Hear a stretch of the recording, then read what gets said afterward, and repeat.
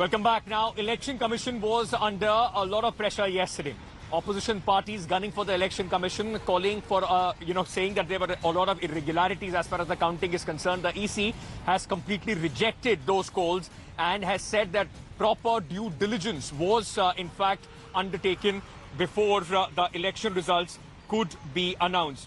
Now, as far as the Election Commission is concerned, the body said that 4 press briefings, in fact, were held yesterday to give an update on the counting of votes, and asserted that the counting process has been completely glitch-free, and dismissed the often repeated charge of the opposition when they lose about tampering of the EVMs. The poll panel said in one of the presser that if a candidate seeks recount due to rejection of postal ballot, the commission might go ahead with the recount due to low vote margin.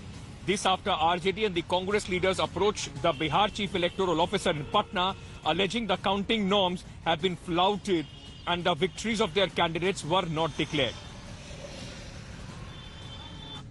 जब हम recounting की मांग करते हैं तो recounting नहीं मिलती, जब वो रिकाउंटिंग की मांग करते हैं तो फासला बड़ा होने पर भी रिकाउंटिंग की बात पूरी हो जाती है। जनमत को ठगने और अपहरण करने की जब जब कोशिश होती है तो जनता जानती है कि किस प्रकार अपहरण करने वालों को संदेश पहुंचाते हैं। We are dignified in our victory.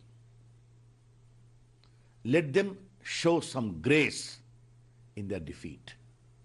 That is the essence of democracy. You can blame EVM as you have been doing, for blaming EVM, blaming the commission. It's not fair. Going across to Rohit Singh, my colleague, who is joining us with more details on this story. Rohit, you know, this has been an often over-repeated claim once the opposition parties lose an election about EVM tampering. The Election Commission categorically coming out and saying that every due process was followed. Is the opposition camp, the RJD specifically, now satisfied, or they still are going to cry that the mandate has been robbed?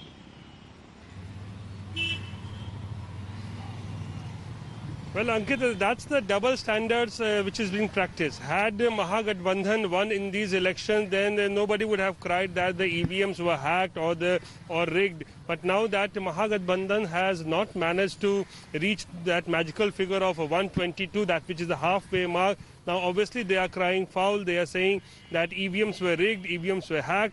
Recounting is not being done by the Election Commission, and so these are the kind of allegations that are being leveled by RJD and other alliance partners.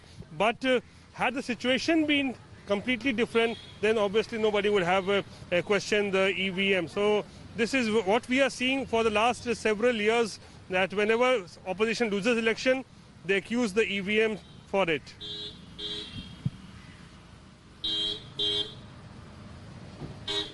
Stay on with me.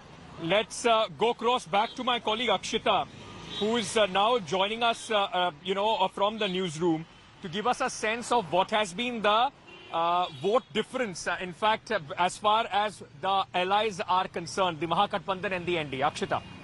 So, Ankit, during the course of our election coverage yesterday, we did notice that in many constituencies, the vote margin was just below 500. Let's see, in fact, which are the constituencies where there was a very close fight. On your screens right now are those numbers where you can see that for in 4 seats, the NDA actually managed to secure a win by less than 500, less than 1,000 votes. That's how close it was. So you see that it wasn't just for the NDA, but also for the Mahagathbandhan, where that was the case. In 2 seats, again, the margin there very small. Votes coming down to below 500 and to below 1,000. So that really is the reality of it. And it is in these constituencies that the Election Commission is saying that we're willing to do a recount if there is a question of postal ballots being omitted. So these constituencies where it's come down to the wire, where it is so close and the vote margin is very less between the winner and the runner-up, Ankit,